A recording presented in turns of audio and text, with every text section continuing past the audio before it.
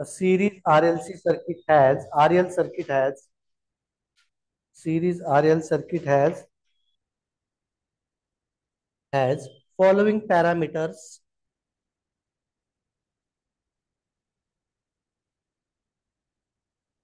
Following parameters: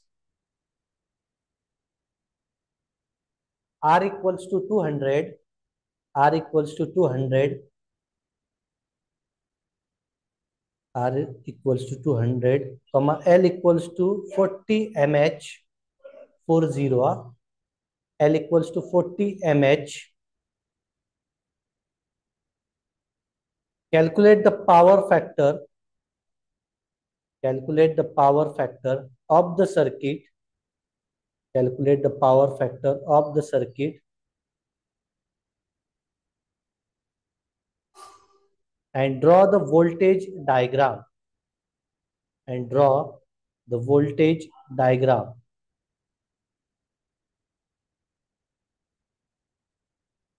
voltage नाही, या correct करा, वेक्टर आहे, वेक्टर. वेक्टर डायग्राम बुक मध्ये जरा चुकलंय ते लिहिताना. Vector diagram.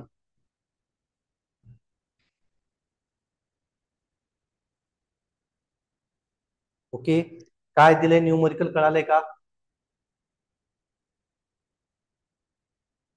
न्यूमरिकल कळाले काय दिलंय?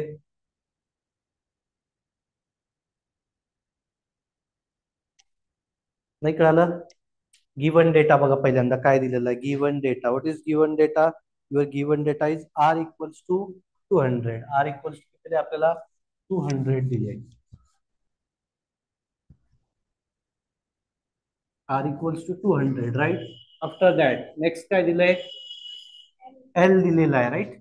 एल दिलेला आहे. आर इक्वल्स टू दिलाय आपल्याला 200 आणि एल इक्वल्स टू दिलेला आहे 40 mH.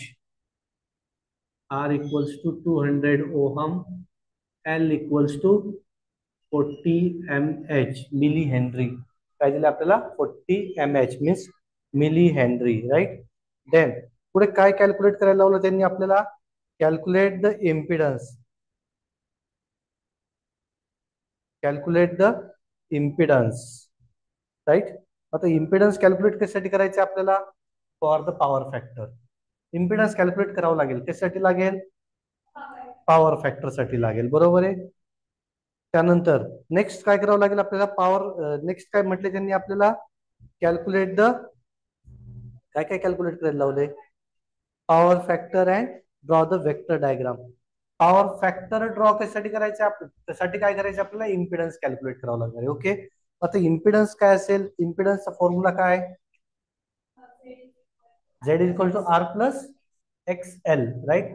Z is equal to R plus J of XL. तुम्हाला एक्सेल माहितीये का? एक्सेल इक्वल्स टू 2 पाय FL. फॉर्म्युला काय? 2 पाय FL. आता 2 पाय FL आपण इथे व्हॅल्यूज पुट करू. F काय दिलेला नसतो म्हणजे किती असतं? 2 into 50, right, into pi into L किती दिलाय? राईट, 40 इंटू 10⁻³ त्याला सॉल्व करा बघा काय येतं ते.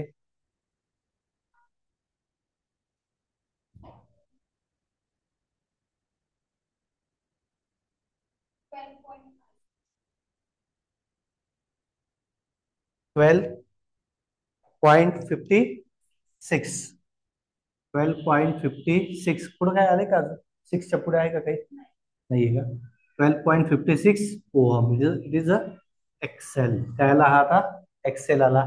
Then Z is equals to R plus J of XL. R किती आहे? 200 प्लस J ऑफ एक्सेल किती आलाय? 12.56. It is your Z. काय आला हा Z? आपल्याला कॅल्क्युलेट करायचे पॉवर फॅक्टर. पॉवर फॅक्टर म्हणजे काय असतो? जो फाय, राईट, जो फाय असतो तो काय असतो? Power factor. जर आपण याला जर पोलार मध्ये कन्वर्ट केलं, अँगल येतो आणि it is your phi, right. Convert this into polar form.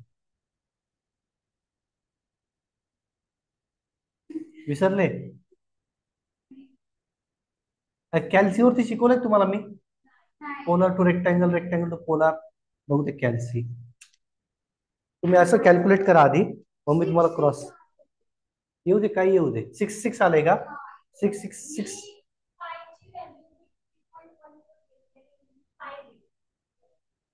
नाही नाही, पाय घ्यायचा.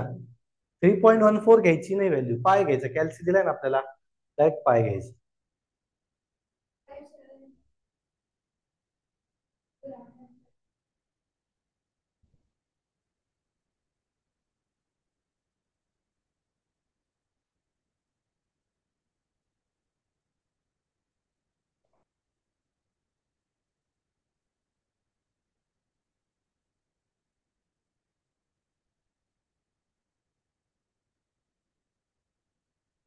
आलंय?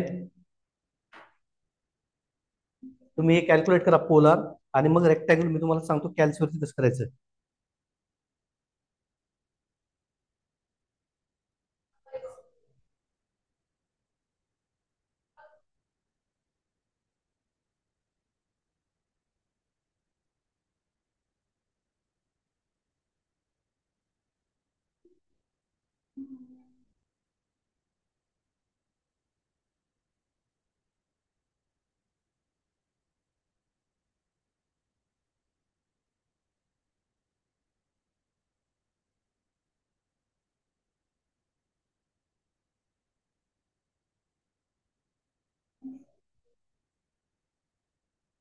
200 at an angle 3.59, right?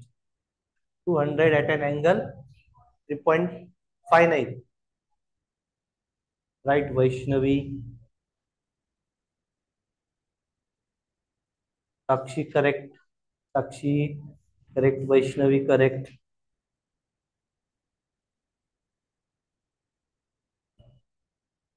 बघा आता कॅल्सीवर कसं करायचं. कॅल्सीवर कसं करायचं बघा, आता मी सांगतो तुम्हाला. आता हा दिलाय फॉर्म कोणता? पोलर फॉर्म दिलाय. Polar form, sorry, rectangle form दिलाय. आपल्याला कन्वर्ट कशात करायचंय? पोलर मध्ये करायचे. तर तुमच्या कॅल्सीवरती प्लस बटन आहे बघा, प्लस, प्लस आणि मायनस. कॅल्सीवरती प्लस मायनस बटन्स आहेत, दोघी जणी बघा, म्हणजे तुम्हाला कळेल. प्लस आणि मायनस बटन्स आहेत. वरती पोल आणि रेक्ट लिहिलेलं आहे का? आता आपल्याला कन्वर्ट कशात करायचं आहे? पोलर मध्ये करायचं आहे. शिफ्ट प्लस बटन दाबा, पोल आलं. आता इथे व्हॅल्यू किती आहे? 200. 200 प्रेस करा. 200 घेतलं. त्यानंतर कॉमा घ्यायचा. डेल एसीच्या वरती कॉमा आहे बघा, डेल एसीच्या वरती कॉमा आहे. कॉमा, कॉमा घ्यायचा. देन पुढे किती आहे? 12.56, ब्रॅकेट क्लोज. ब्रॅकेट क्लोज करा. केलं. इक्वल्स टू दाबा. काय आलं सांगा? किती आलं? 200.39. आता पुढे घ्यायचं आपल्याला, अँगल घ्यायचा. आता अँगल साठी काय करायचं? शिफ्टच्या बाजूला अल्फा बटन आहे. मग ते बटन दाबा, अल्फा. अल्फा घेतल्यानंतर आपल्याला दाबायचंय टॅनचं एक बटन आहे बघा, टॅन. कॉसच्या बाजूला आहे, sine cos tan. Tan button दाबा, टॅन. एफ आलाय का? इक्वल्स टू दाबा आता.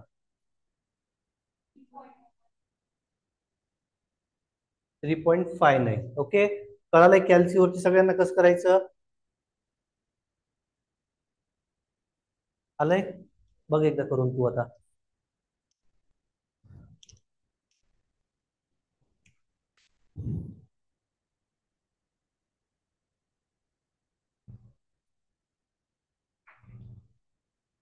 ओके, आता हा काय मिळालाय आपल्याला?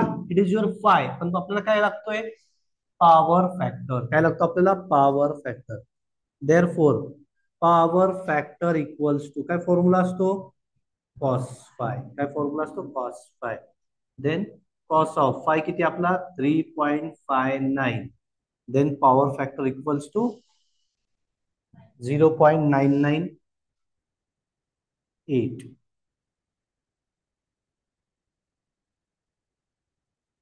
फर्स्ट क्वांटिटी फाइंड आउट केली आपण. नेक्स्ट काय कॅल्क्युलेट करायला लावलं आपल्याला त्यांनी?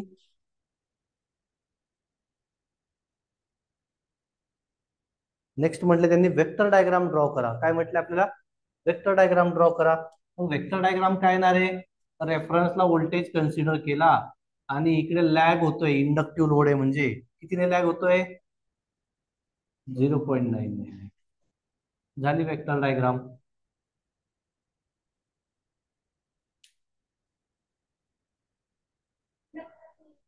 लॅगच होणार. इंडक्टर नेहमी काय होणार, लॅग होणार.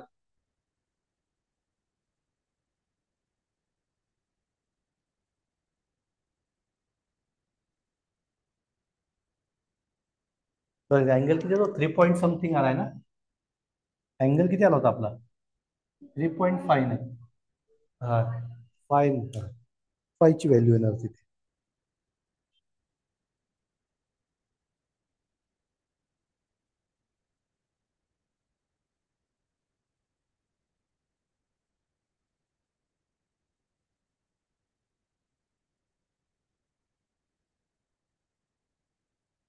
नेक्स्ट घेता आता, स्वतः ट्राय करा तुम्ही आता. इकडे कळालंय, साक्षी, वैष्णवी.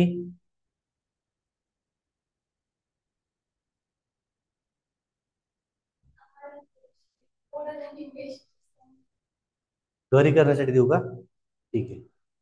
साक्षी, वैष्णवी, भारती, निकिता, स्नेहल, कळालंय न्यूमरिकल. बघा आता यामध्ये तुम्ही डिफरंट डिफरंट वेने सुद्धा तुम्ही कॉस्ट फाय कॅल्क्युलेट करू शकता. ओके, आपल्याकडे भरपूर वेज आहेत. त्याने आपण कॉस्ट फायचा अजून एक व्हॅल्यू, एक फॉर्म्युला होता, आर अपॉन झेड काहीतरी एक होता. आर अपॉन झेड एक फॉर्म्युला होता, तो पण आपण वापरू शकतो. आर अपॉन झेडचा डायरेक्टली कॉस फायचा किंवा डायरेक्टली हा अँगल घेतला तरी आपल्याला तो कॅल्क्युलेट करता येतो. ओके, नेक्स्ट घ्या. आर ची व्हॅल्यू काढायची, जी आर दिलेली आहे, झेड ची व्हॅल्यू त्याला डिवाइड करायचं. पण त्यापेक्षाही सोपं आहे. कोणता, हा झेड, हा तेच येणार आहे.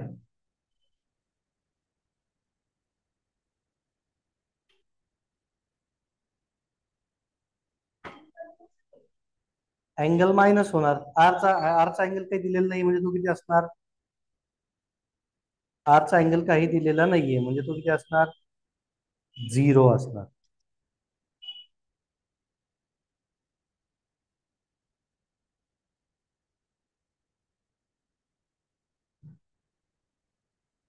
येतं का, अँगल काही दिलेला नाही म्हणजे तो येतं ना. ओके, नेक्स्ट घ्या. म्हणजे याच्यामध्ये तुम्हाला एक कळायला पाहिजे की आपण वेगवेगळे लॉजिक्स वापरून सुद्धा न्यूमरिकली सॉल्व्ह करू शकतो. न्यूमरिकल मध्ये स्पेसिफाय तुम्हाला काही दिलेलं असेल तर आपल्याला ज्या फॉर्म्युलेज माहिती आहेत त्या फॉर्म्युलेज वरनं आपण व्हॅल्यूज टाकून न्यूमरिकल सॉल्व्ह करू शकतो. ओके, नेक्स्ट न्यूमरिकल घ्या. A coil having a coil having coil having question repeat करायचं का, वेक्टर डायग्राम क्वेश्चन. बघा क्वेश्चन काय होता, परत एकदा मी सांगतो तुम्हाला. A series R L circuit has following parameters, R equals to 200 and L equals to 40 M H, 40 M H. Calculate the power factor of the circuit and draw the vector diagram, असा question होता. म्हणजे power factor फक्त draw करायला लावलेला होता आणि त्याची vector diagram draw करायला लावलेली होती. ओके, नेक्स्ट क्वेश्चन घ्या आता. अ coil having a resistance of a coil having a resistance of 3.5 ohm 3.5 ohm and inductance of 0.03 henry 0.03 henry. It's connected across 230 volt. It's connected across 230 volt and 50 hertz and 50 hertz single phase supply. 50 hertz single phase supply. Find current taken by the coil. Find current taken by the coil. Find current taken by the coil. परत एकदा question repeat करतो, सगळ्यांनी लक्ष द्या. अ coil having a resistance of 3.5 ohm and inductance of 0.03 henry. It's connected across 230 volt 50 hertz single phase supply. Find current taken by the coil. Find current taken by the coil. Okay, this is your given question. आपल्याला काय calculate करायचं आहे, यामधनं current calculate करायचा आहे. Okay, current calculate करायचा आहे. Given दिलेल्या values लिहून घ्यायच्या आणि करंट कसा कसा कॅल्क्युलेट करता येईल त्याचं जरा लॉजिक डेव्हलप करायचं. Given is R. R is 4.5 ohm.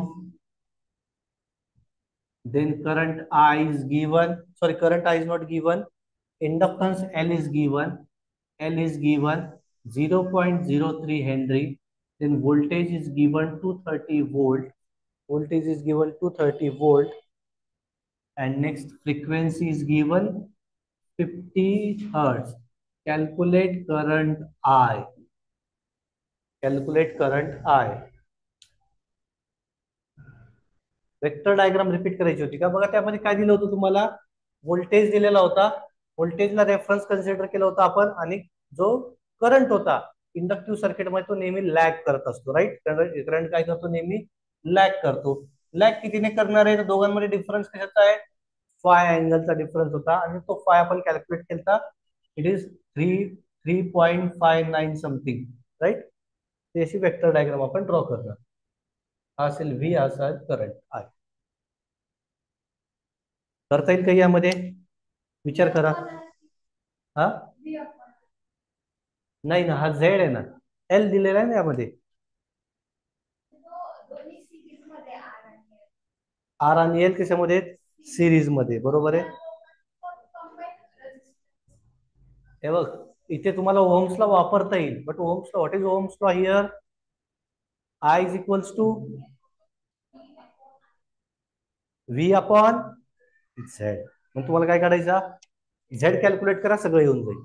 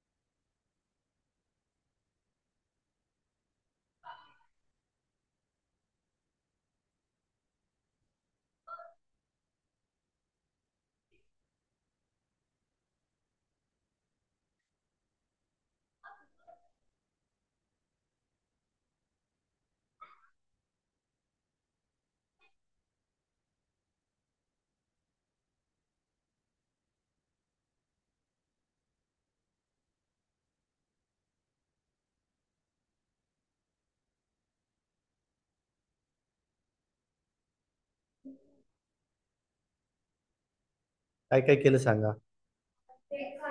कसा काढला? आर प्लस जे एक्सेल, बरोबर आहे. आर किती दिलाय? 4.5. एक्सेल किती आला मग?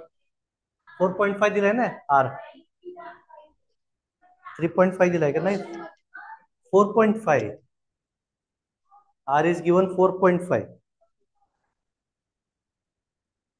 तुम्ही 3.5 लिहिलाय का? नाही, 4.5 आर. Inductance 0.03 Henry. एक्सेल किती आला? 9.42. 43 आलाय का? ओके, काही प्रॉब्लेम नाही. म्हणजे 4.2 येणार, 4.3 नाही येणार. तो 3 कधी घेणार आपण? 5च्या अबो असेल तर त्याला राऊंड फिगर करता येता. हा, नेक्स्ट काय? झेड कसा काढला? काय आला? जेवढा 4.5 प्लस जी ऑफ 9.42. राईट. आता तुम्हाला काय करायचे? व्ही अपॉन झेड करावं लागणार. व्ही अपॉन झेड करावं लागेल. झेड अपॉन करायचं म्हणजे तुम्हाला तो कोणत्या फॉर्म मध्ये लागेल? पोलार मध्ये लागेल. राईट, मग त्याला पोलार मध्ये कन्वर्ट करून घ्या.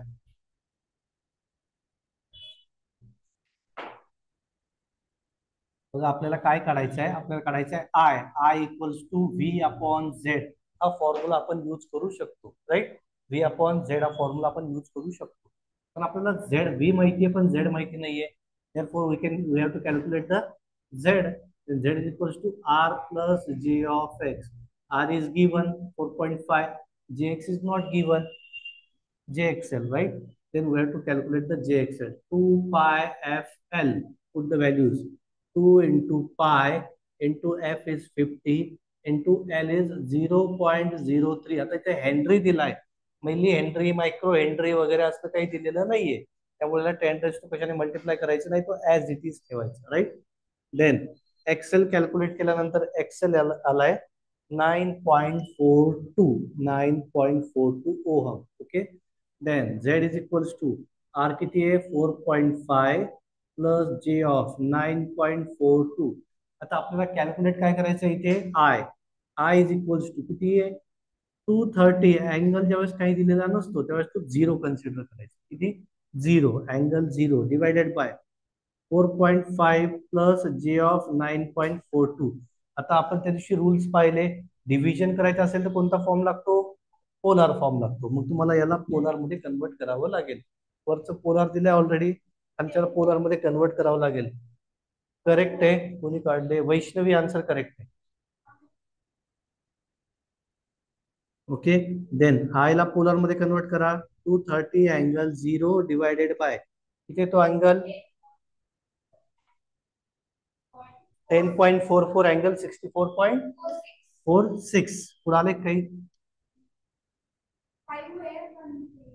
10.44 अँगल 64.46. आता याला डिवाइड करून घ्या. देन आय काहीतरी 22 पॉइंट समथिंग येईल.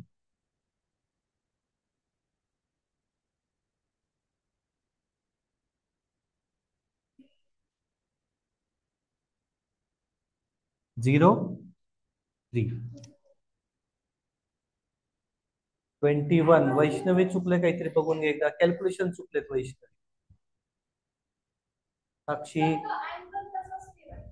तो काय होईल, अँगल मायनस होतो ना, 0 मायनस 64 पॉइंट म्हणजे तो काय साइन मायनस.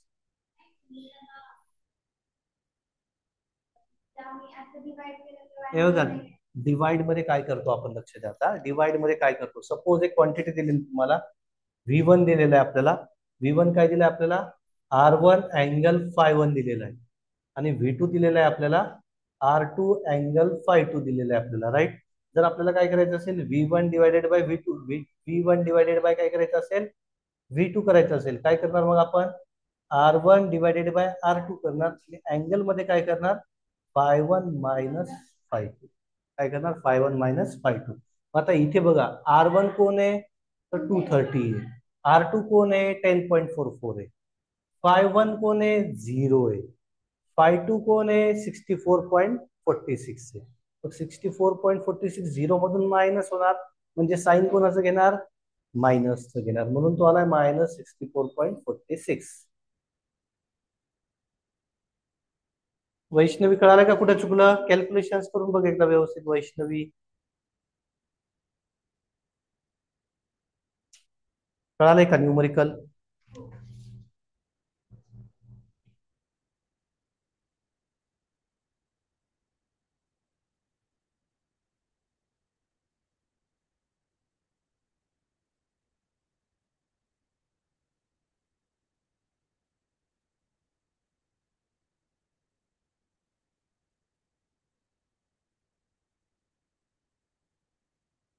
नेक्स्ट घ्यायचं,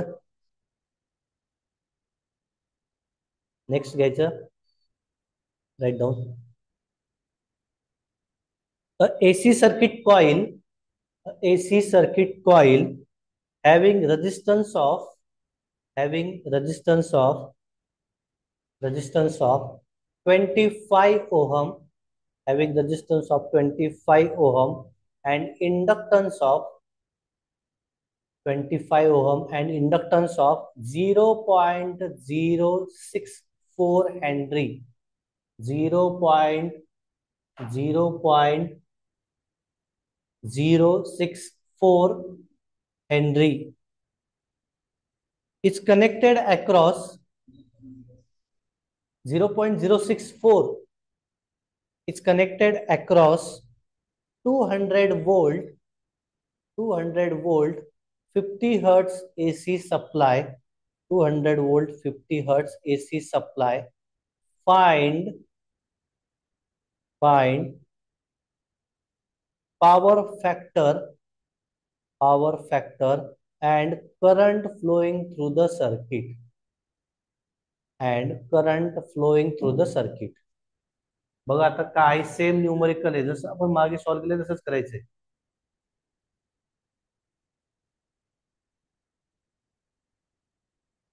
येस, तसा पण झेड काढता येतो. R² + XL ने पण आपल्याला झेड काढता येतो, काही प्रॉब्लेम नाही. पण तो काय निघतो, मॉड झेड निघतो. लक्षात ठेवायचं काय निघतो तो, झेड काय निघतो, मॉड झेड निघतो.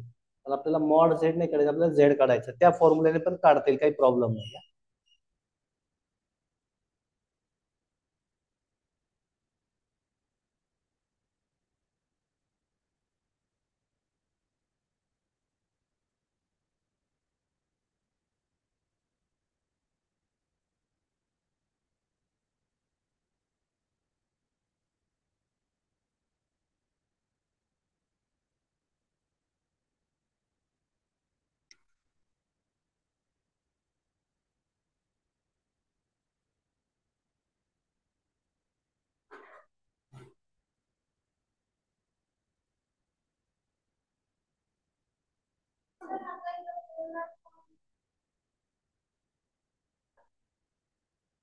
नाही.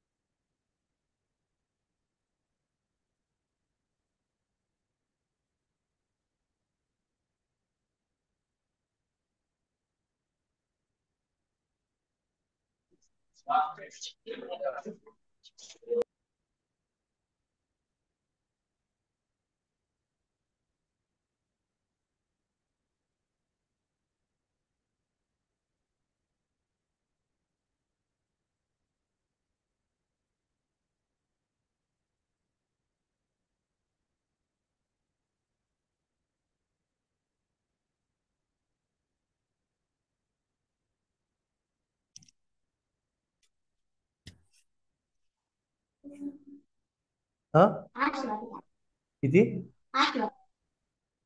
नाही नाही, इट इज युनिटलेस क्वांटिटी.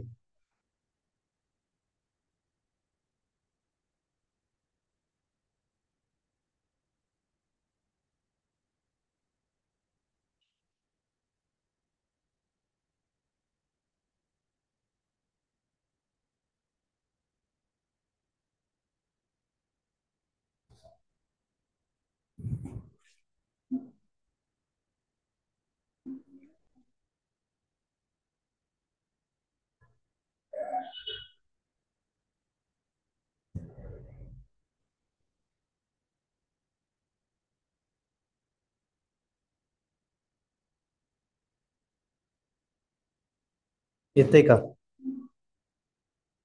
ते वेक्टर कशाला काढली? वेक्टर डायग्राम थोडी विचारली त्यांनी.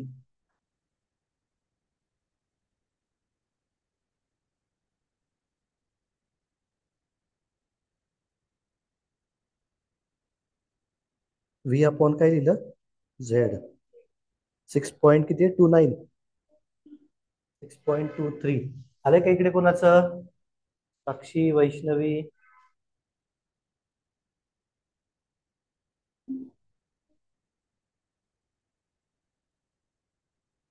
तुझं पण सेम आलं का, 6.23? इकडे आलंय का कोणाचं? राईट. पॉवर फॅक्टर किती आला, 0.779. Right. I equals to 2.6.23 at an angle -38.79. Correct आहे हे. ओके, काही प्रॉब्लेम नाही. 8179 काही प्रॉब्लेम नाही. करेक्ट आहे वैष्णवी.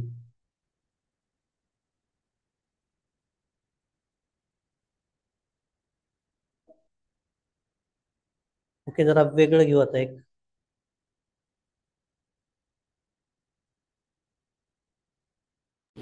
चोक कॉईल. चोक कॉईल म्हणजे माहिती का? बघ काय होतं, पूर्वीच्या काळामध्ये ट्यूबलाईट्स होत्या, पाहिल्या तुम्ही? आता जी ट्यूबलाईट्स आणि पूर्वीची ट्यूबलाईट याच्यामध्ये फरक होता. त्याच्यामध्ये चोक असायचा आहे, बरोबर आहे. तो कधी कधी लाईट जेव्हा लागायची ना, तेव्हा ते आपल्याला फिरवावं लागायचं. ती फिरवलं की लाईट लागायची. ती जी होती ती इंडक्टन्स कॉईल होती. म्हणजे करंट स्टोअर करायची. ट्यूबलाईट काय व्हायचं, ट्यूबलाईटला स्टार्ट होण्यासाठी काय असतं त्यामध्ये फ्लोरोसेंट वापरतो आपण. फ्लोरोसेंट ट्यूब म्हणतो ना, फ्लोरीन पार्टिकल्स वापरतो आपण, सोडियम असतं. म्हणजे जे फ्लोरीन पार्टिकल्स असतात यांना बर्न होण्यासाठी हाय टेम्परेचर लागतं तिथे. जेव्हा टेम्परेचर हाय करतो आपण, त्यावेळेस ते काय तर इल्युमिनेट होतात. म्हणजे हाय टेम्परेचरसाठी हाय करंट लागायचा. मग हा हाय करंट द्यायचं कोण? तर ती चोक कॉईल द्यायची, जी काय ते एनर्जी स्टोअर करत असते, बरोबर आहे. मग ही चोक कॉईल म्हणजे काय असते, एक प्रकारचा इंडक्टन्स असतो. काय असतो? एक प्रकारचा इंडक्टन्स असतो, लक्षात ठेवायचं. Choke coil take a current of choke coil take a current of 2.5 ampere 2.5 ampere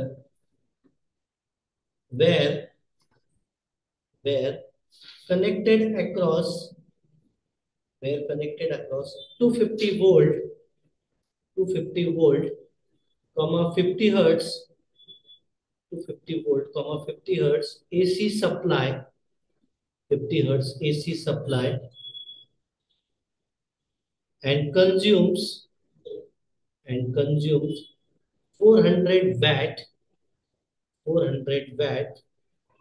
Calculate power factor power factor resistance of the coil resistance of the coil and inductance of the coil resistance of the coil and inductance of the coil येईल का calculate करता? करा try.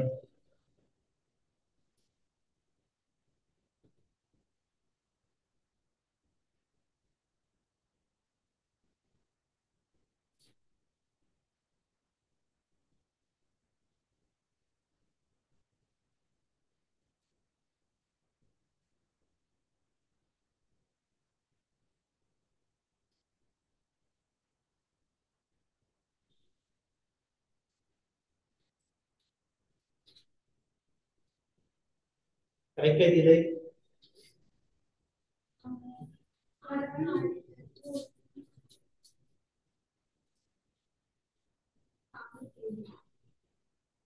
कंझ्युम्स दिले का?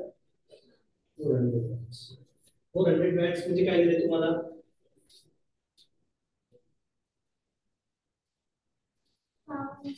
Power दिलेली. कोणती power दिलेली आहे?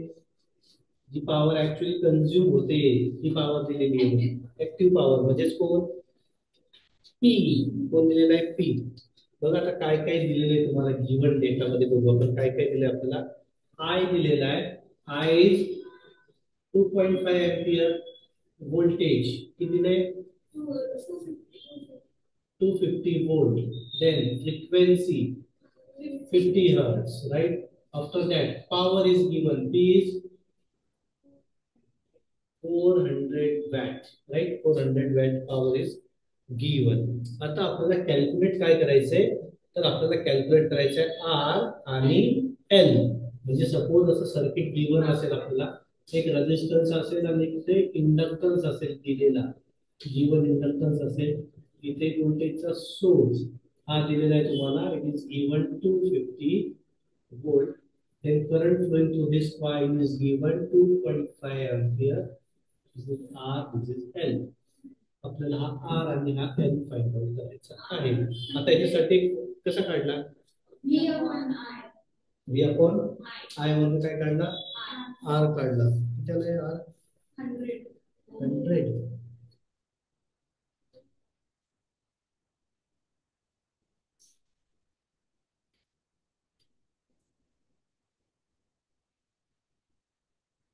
व्ही अपॉन आय कसं काय करणार आपण डायरेक्टली? आपल्याला इथे झेड असतो लक्षात ठेवायचं, इथे आर सेपरेट नसतो. राईट. तुम्हाला आता आर चे दुसरे फॉर्म्युले आपण घेतले तुला, R Z is equals to R cos phi. आठवतंय का? आपण एक फॉर्म्युला वापरायचा इथे, Z is equals to R cos phi हा फॉर्म्युला वापरायचा आपल्याला. आणि नेक्स्ट याच्याबरोबर तुम्हाला काय करायचंय, पहिल्यांदा कॉस फाय कॅल्क्युलेट करायचा, झेड कॅल्क्युलेट करायचा, म्हणजे आपल्याला काय करता येईल, आर कॅल्क्युलेट करता येईल. मग आता झेड कसा काढायचा सांगतो मी तुम्हाला. तुम्हाला झेड डायरेक्टली काढता येईल इथे, व्ही अपॉन आय. राईट, आपल्याला झेड डायरेक्टली काढता येईल व्ही अपॉन आय ने. कॉस फाय कसा काढणार बघा आता. तुम्हाला हिंट देतात ते काहीतरी, हिंट काय दिली बघा आता इथे. ऍक्टिव्ह पॉवरचा फॉर्म्युला काय दिला असता, P equals B into I into cos phi. V आहे का तुमच्याकडे? आहे. किती आहे? 250. आय आहे का? किती आहे? 2.5. पॉवर आहे का? 400 इंटू.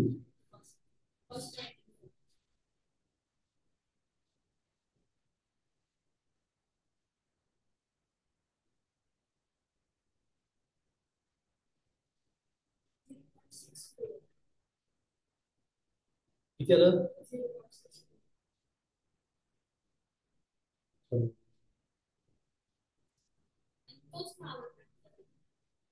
राईट, झाला पॉवर फॅक्टर. नेक्स्ट काय कॅल्क्युलेट करायचे? आर कॅल्क्युलेट करायचे तुम्हाला. आता आर कसं करणार, तुम्हाला फॉर्म्युला सांगितला आरचा. काय फॉर्म्युला आहे? R equals to Z equals काय फॉर्म्युला आहे? R cos phi. That means R is equals to Z upon cos phi. Z upon cos phi. Then what is Z? What is Z? काढले ना आपण Z. Z काढून घ्या, वाटते ते काढलं नसेल तर. Z is equals to V upon I. V is 250 and I is 2.5. Then Z is 100 ohm. Then 100 divided by किती आहे? 0.64.